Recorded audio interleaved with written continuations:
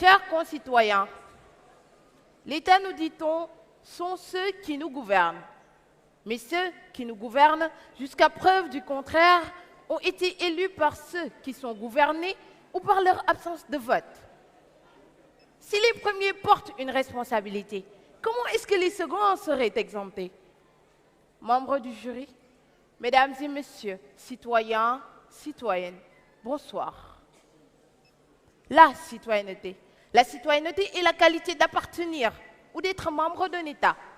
Et pour l'aborder, il nous faudrait retourner au socle de tout développement, à savoir l'éducation.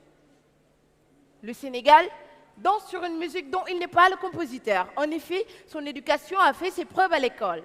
On nous parle de l'école sénégalaise, tout en sachant qu'au fond, elle ne l'est pas, en vrai.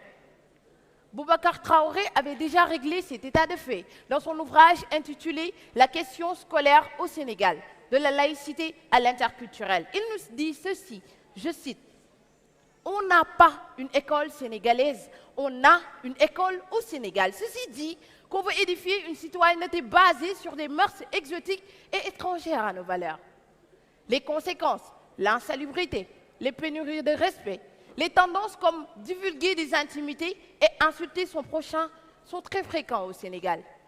Alors, en vérité, je vous le dis, le luxe est une affaire d'argent, mais l'élégance est une question d'éducation.